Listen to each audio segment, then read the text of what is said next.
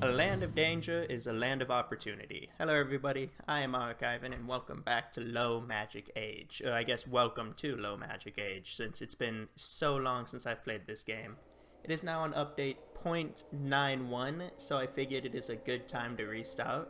They have added a lot of new stuff, such as crafting system and new monsters, as well as a new quest system, and just so much stuff that I figured a new adventure is, well, warranted. So we're going to be playing on hardcore mode because I'm not going to trust myself with roguelike mode. But so, if a party member is killed, death is permanent, so I can't revive anyone, which people are going to die. A character level cap, I kind of like being able to level high, so level 30 sounds good. Actually, level 20 is like the standard D&D kind of level, isn't it? So, we might stay here. However, they are planning on adding new features in this game, such as like multi-classing, and they're going to start creating new classes, which is going to be fun. So, spellcasting requires materials. We're going to leave that on. This is going to be the world seed, in case you want to copy that. I'm going to leave everything on pretty much the regular settings, and we're just going to dive right in. I'm sorry if the music is a little bit loud. I can't turn it down anymore. Now, for our starting party, we are definitely going to take Holg. He was the bread and butter of my last party. In fact, I think he was the only one that actually survived for a long time. We're going to see if that stays true, though. We need to take a Guardian class.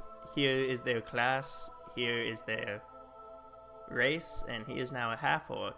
Is that the same as before? I thought he was like a human before. Now, a Guardian is... yeah, they're kind of like a spellcaster, I believe.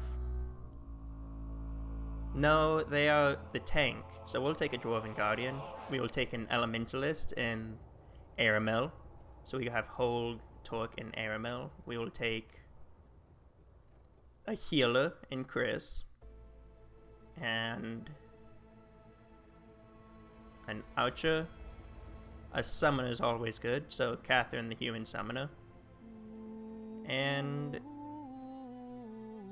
every time I've taken a rogue, they've died. Plus, I'm already out of slots. So we have kind of a range-heavy party this time, with only the Guardian and the Greats and Holg. But that should be fine. You are a summoner, right? That's what that stands for. Yeah. So we're just gonna go with that.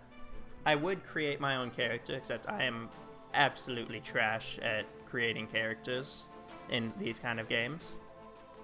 But that's okay. We learn as we go, as they say. Now the party name is going to be...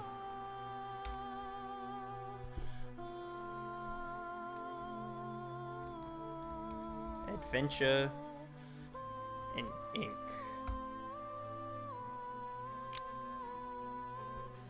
Because we are in it for the money and the glory. You open your eyes slowly, dizziness still clouding your thoughts. A young woman sat beside you, looking down, concern painted over her face. Oh, goddess bless. You finally awoken. How do you feel? Do you remember what happened? Well, I feel dizzy. Who are you, and did you just save me? I'm Elaine. We found you passed out along the beach. You're an adventurer, aren't you? But not from this island. The lady looked over and asked, are you here alone or with companions? I came with several adventurers. Oh, we only found you. My companion Todd has been searching for them, but have yet to uncover no clues. We must make haste to track them, for many monsters wander along the stretch of coastline. We'd better prepare for a fight if you wish to save your companions. Are you ready? I want to know something else. What is this place? This is the nearest beach to Port Red Conch. Port Red Conch is not far from here. That is where you should have landed. Let us put it... okay, so we're shipwrecked, which I guess is obvious from this picture. Came with several adventurers. Let's go at once. I don't want to lose my friends. Strange beach. Turns out lady. So this is one of the new quests. One of the new... I guess a starting quest. Before we just started in a random town. But let us adventure. So we travel to destination. So traveling is the same as it was before. As you go, then time passes, but if you stand still, no time passes. And I forgot to mention, but this game is a roguelike, which means most of the stuff, the maps, kind of like the fate, what you face in each area, is randomized. So you've got to prepare pretty much for anything and prepare to die. While searching along the coastline, you soon find obvious traces of a struggle written upon the sands of the beach. You see a smattering of messy footprints, some human-sized, but most smaller. Alright. And we obtained a bunch of items. So now is a good time to go into our party and see what we have equipped. Holg has a great sword and simple tools. Anamia has a mace and a shield. We're going to leave this stuff in the party because I need Holg and his great sword. And I don't know how long Anamia is going to stay with the party, so I don't want to give her anything. So she just walks away with it. But we are going to continue this way. It seems like this is the edge of the map. No product license. That's a new thing, so we're going to have to check out later. Aileen, goblin. A young fighter rushes toward you, 2 goblins trailing behind. Not much of a fighter, is he? Spears sail over his shoulders and impale the ground just in front of you. Hey, wait a minute, who are you? Oh, just cut it out, new blood. You take the little one. Man says, rolling his eyes. Yeah, no, we ask questions first, and then we violence. So combat is turn-based. Everyone acts in a turn regular to a cycle round. You can see the turn at the front. Each round activity begins with the character, the highest roll initiative, and then proceeds in order from there. Every character can perform 2 actions per turn. Move to attack. The most common tactic is to move towards an enemy and just attack them, so swing your sword. If the enemy is already in your attack range, you can just attack directly, and the attack will be more powerful. That sounds new. So if you just don't even have to move, then your attack's going to be more powerful. Todd joins the party. Todd looks like a generic guard. We will send him up first. And that's, I believe, all we can do. So that's the flee button. I believe space ends your turn. It does not, because you have to defend. Oh no, a goblin impaler throws a spear. Casting a spell. In addition to weapon attacks, clerics and wizards can cast spells. When a spellcaster's turn begins, you can pick a spell from the action bar at the bottom of the screen. Now, some powerful spells, such as sleep, can only be cast without moving. Let us cast... Harm is a touch spell, which means she's going to have to run up there and poke him. However, Fear is not a touch spell. I could cast Shield of Faith on Holg. What is his... So over here in the corner, you can see their speed, their initiative bonus, which means how fast they go, all of their stats.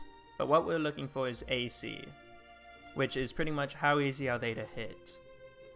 So the game goes by the classic roguelike D&D dice roll system, which this guy rolled a 7, he has a 6 to attack, but he had to beat a 20, which he did not, so he missed. So AC is pretty much what number they have to beat to hit. So they have to beat a 20 for her and a 16 for Holg. If I were to cast Shield of Faith on Holg, it increased his AC by 2. Sometimes, if they're wearing like heavy armor, it won't increase their AC because it doesn't stack like that, because that would be overpowered. However, she's got a pretty high AC, so she's going to go into the front. I believe when you defend, that also increases your AC. However, Holg has a greatsword, which means he's got, I want to say it's a feat, which means whenever he strikes, he has a chance of hitting. If he kills one person, he can cleave, which will strike another person. Or at least he did the last time I played. We're going to take out this goblin first. I think there's only 2 of them. Attacks of opportunity. Sometimes a combatant immediately can... Okay, so pretty much if you were to run away when next to somebody, they get to attack you for free. However, if you were to sidestep them, like if it goes green like that, then it takes more of your movement, or all of your movement, but they don't get to attack you for free, which is good. And pretty much you have to be right next to them or within their weapon range. There we go. Goblins defeated, and we got lockpicks. And 60 XP per person. plus money, plus a little bit of fame. Sweet. Ah, those goblins. The young fighter must be the companion Todd that Eileen mentioned. After cursing the foul little beasts for a while, Todd reported that the results of his search. Your companions have been taken away by a band of goblins. Unfortunately, the bulk of them broke camp by the time I picked up the trail. I killed 3 of them. It's just probably buffing his numbers. The rest are no doubt with your friends. How are my companions? Are they hurt? Oh, I couldn't see them clearly. They were still on their feet though, so I doubt they were gravely wounded. Do I want to keep these companions? Because a bunch of goblins took them down. Although I guess we are level 1, so what shall we do now? We should move towards Spike Fortress direction immediately, Todd says hastily. If we're lucky, we'll reach Spike Fortress in time to flee your friends. Why there? If they're headed in that direction, they could only be bringing your friends to the lair of that. The place is crawling with goblins, but the guild can't spare any manpower to slay them all. Oh, well, I guess that's where I come in. Me and my friends. This guild seems like it can use a bit of help. And there's always glory in helping. The Spiked Fortress, as the name describes, is a building spiked that can be easily identified, although there's no time to enjoy the scenery. See those goblins outside the building.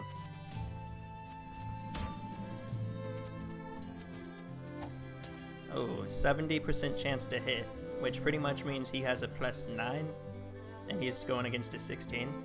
So all he has to roll is a 7 to hit him. Because I think if you meet it, you beat it. If this game is like D&D. What is Cause Fear's range? Oh, I can only attack one of them. So we're gonna fear him, which is gonna make him run away and allow us to hit him a lot easier. So you're gonna run up there and smack him and instantly kill him. You're gonna try to smack, but you're gonna miss because you rolled a 3. You are a disgrace to us all, Holg.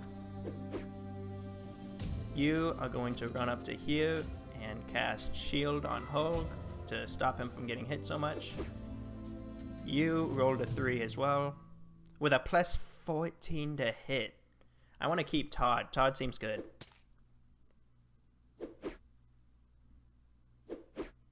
Alright, they both missed, so that is good. So she has 20 AC because she has a mace and a thing, but she's also a healer, which I should probably remember and heal people with. So we got a short sword, a dagger, a potion, a sling, and a cat's grace potion. The courage and persistence finally came off. Your companions were rescued with slight injury. Let them recuperate in the nearby town. They're good as new. Wow, there were 3 goblins, and I had 5 companions missing. You make on a strange beach. Hey, quest completed. 200 XP. We also got a belt of giant strength, which increases our strength, and an invitation letter. A letter is one of the invitations sent by the Adventurers Guild to adventurers all around the continent. Most words are hard to sell, as they are soaked in the seas. So this is pretty much why we were coming to this continent. Monsters' appearance in the area are frequently and incredibly abnormal. Human factors are not excluded. We are in desperate need of more brave adventurers. Help us through the guild in these difficult times. The invited adventurers may choose their landing location. Eileen and Todd will be responsible for welcoming those on the eastern continent. Hey, we know those people. The log off and seal at the end are faintly visible.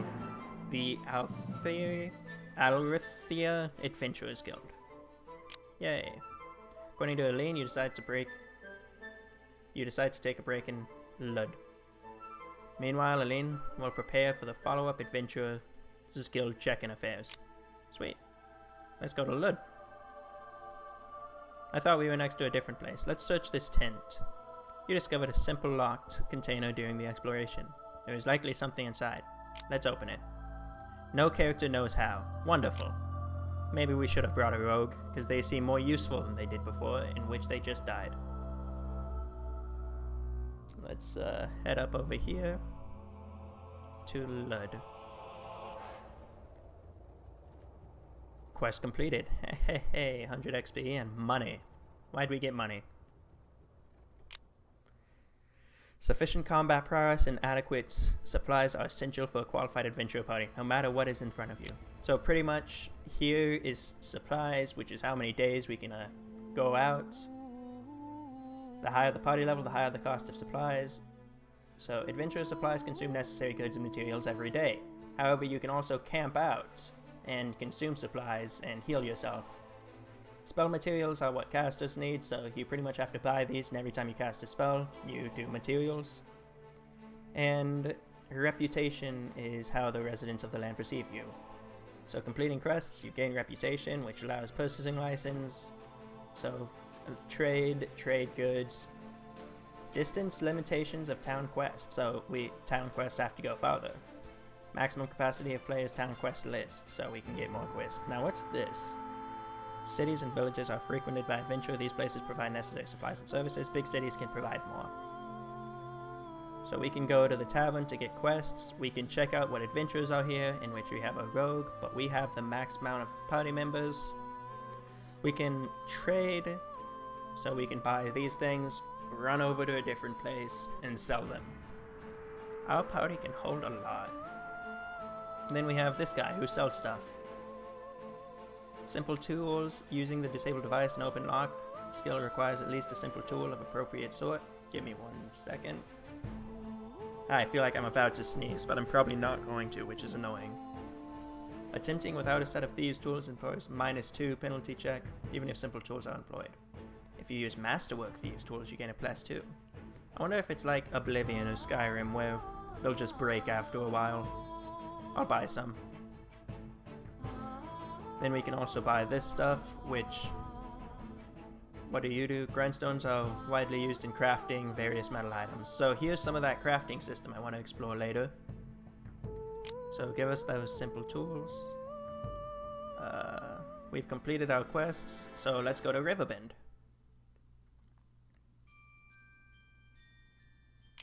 Accept this quest. What are you? Abort a quest. Okay. So we have our party members now. They all look full on health, which is that number at the top. 18, 20, 12, 15. So you're really, really susceptible to damage. In the future, I said before, but they're adding new classes like a ranger, a bard, and druid, and several others. So that's going to be fun to be able to explore those new classes. However, it seems like if I look at my map, there's that there, but the other quests, if I go back here, the other quests are shown here, and the highlighted one blinks. So I can... Let's deliver a letter over there, because that's right next door. That is really handy, because before, it wouldn't show you where the things were, and you pretty much had to guess.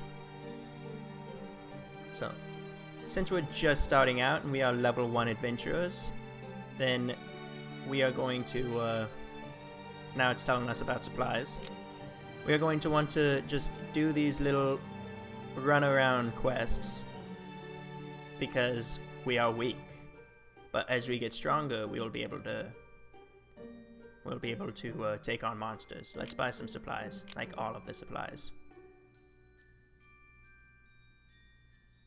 Hey, necessary preparations quest. Has prepared the necessary procedures, and you can now report for duty in Nathbal, the Adventurers Guild headquarters. Alright, we will travel there after delivering these letters. Is there anywhere I can buy... I want to buy spellcasting things. Maybe Moonport, which is a bigger town, will have it. Yep, let's buy the spell materials, 970. We don't need that much. Let's get 30. How much money do I have? If I go here, it should tell me 241. Sweet. Let us go deliver to Riverbend. Didn't she say we were closest to Riverbend? No, Port Red Conch. Okay, so yeah, we were down here close to Port Red Conch. I guess that makes sense. Let us deliver this letter now. Alright, 16 XP. Hell yeah. Reputation +1. Reputation with Lud +1. Nice. What does this symbol mean? I'm curious, but not curious enough to go check it out, because we gotta go up here. Now, if we were to look at this monster, It is a challenge level 2, which for a party of level 2 adventurers, this would be a challenge. We are level 1 adventurers, so we don't want to mess with that. Stay away from me. This one had that symbol too. Aline, no, it was a different symbol because this one's got swords. The other one had an axe. Aline has prepared the necessary duties. $500, 100 XP. Sweet. Welcome to the Adventurers Guild. We have already received the report from Aline. Thank you for solving this crisis. The crisis of my companions getting taken. As you know, an abnormally large number of monsters stalk the continent, maiming and killing innocents. The beast must be eradicated with the utmost haste. However, before assigning any important quests or rules, we insist we dispatch parties on some routine missions to make sure they can handle the rigors of the adventuring life. Oh yeah, I can do that. Gain 5 of that, own 3,000 gold, and defeat 5 groups of monsters. You got it. What kind of quests are here? Deliver a pig to Clifpolis. Deliver a letter to Kazoon. So, which is... Kazoon seems far away. I could price survey. Pretty much, I think that means I run down there, I look at the town, and then I run back. The Adventurers Guild provides services. Do they have their own building? Hold on. Various services that adventurers need, and the division focuses differently. Party members who are temporarily not needed can be placed in the Adventurers Guild. Okay. I'd like to see the Adventurers Guild get its own item.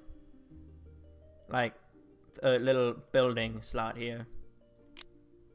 So that is probably one of the quests that I have. If I check my quests, the essential skill, learn the disable device skill. How do I do that? For adventurers, the disabled device skill can be a life and death ability. It is definitely not wasted in a rush of trap. The Adventurers Guild in Nathball provides the disabled device training service. It is recommended to let several high intelligence party members learn this skill. Okay, so shop, temple, marketplace. Oh, here it is. I'm just an idiot. No, that's just adventurers. How do I learn Nathball? Or how do I learn that? Disable device. Can I please learn disable device? Maybe if I click you? It is clicking you. Okay. So, high level intelligence characters. Holg has... Let's increase his strength a bit. So now we have a +6 to strength. Who's got the highest intelligence, this skill? Holg has an intelligence of 6. A regular, like an average intelligence, like the regular person, is 10. So Holg is not very charismatic and he is not very smart, but he can swing a hammer like a truck. You have an intelligence of 10, 12, 8, 20, and 20. So we want the summoner and the elementalist to learn that skill. Summoner, elementalist, elementalist summoner. Okay, 400 gold. Do we have that much money? Yep, let's do it. Boop, boop. Okay. Let's make sure I selected the right people. Elementalist and summoner. Sweet. Yay, we gained XP. Did I level up yet? I did not. So, let's not fight them. Let's go to Burtbury. What are you, actually? A common stone quarry. Occupied by monsters. How dangerous are you? Challenge level of 2. Let's ignore that for now, as we go around these guys. This looks like it's a low challenge level. Yeah, challenge level of 1. But I don't have a quest to explore that building, so I don't think I'm going to. So we completed the survey. Let us leave and get paid. So a bunch of rats and goblins are down there. We're gonna avoid them because I'm being super careful, because this game can be brutal, and my people, if they die, they will never come back. Let's go explore this tent. And we found a few goblins and a few rats, but it's a challenge rating of 1, so let's fight them. So Catherine is going to be up first, and we want her in the back, which she is. So let us summon an elemental, which will act on its own, but it will probably tank a bunch of hits for us. Who are you? You are my healer. However, you have a large AC and a mace. So even though he's a healer, he seems like a decent frontline, even though apparently he is horrible at hitting things. All of us are bad at hitting things though, so we can forgive him. Let's take out this rat. Holg, take out that goblin. And most of my spellcasters have crossbows, so even though they're not super good with them, they can fire them. But whenever you cast a spell, you can see pretty much right here it says 2 turn CD, so I cast it and then I have to wait 2 turns before I can cast it again. It only does 1 to 4 damage, but this guy's almost dead. He's got 3 health left, so hopefully we kill him. Oh, 10 damage. Whoa, that was a lot more than it said. That is good. Now, this guy is really tanky. He's got an AC of 18, but he's got 38 health. Compare that to 24, 12, 15. This guy's got a lot of health, though, because he's a defender. Let us cast... We will cast crossbow and miss, because you rolled a 1. Alright, healer, you are going to 20 HP. I kind of want you to run down here and cast Shield of Faith on Holg. You come over here, hopefully distracting these 2 guys. Archer, fire, Holg, fire. 36, very nice. Let's try to get rid of this rat here.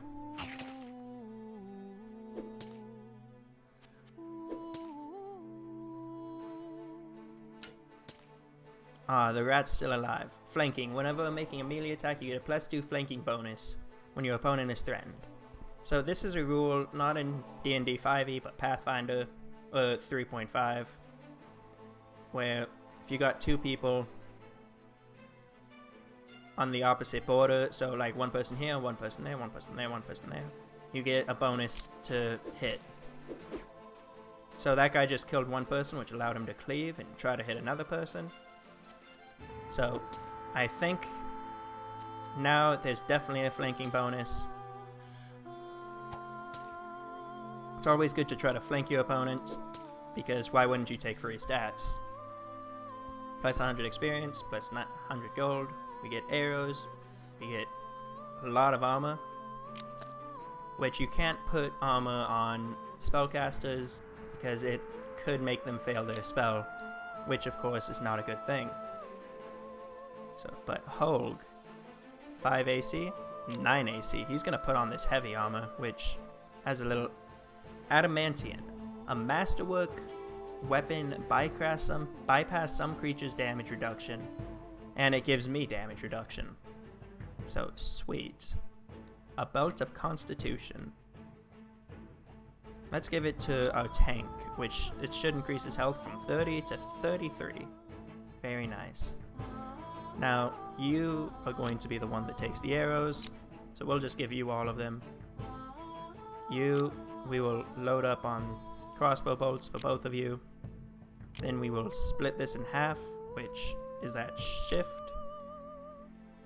Nope, shift grabs 1. Is it control? Control splits it in half. Very nice. What do you have? Light crossbow, and that's a light crossbow as well. You also have that. You can also change the character's avatars if you want by clicking on it. I used to have a mod pack which added more of these. Yeah, it's still in place. So I could make them look very cool. Which, you are a summoner, so I will make you look blue. You are an elementalist. Which I'm going to keep the rest of them the same. But now we have rated that. Did that count towards our quest of defeating monsters? Proving strength. It did. 1 out of 5. Very nice. Let's turn in this quest. And I think that is going to be all for this video today.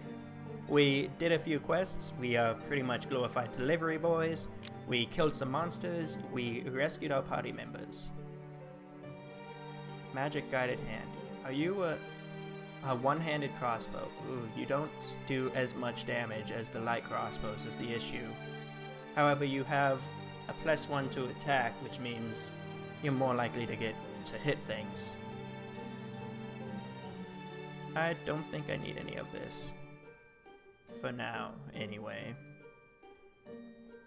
But as I was saying, that is going to be... Ooh, towns have money.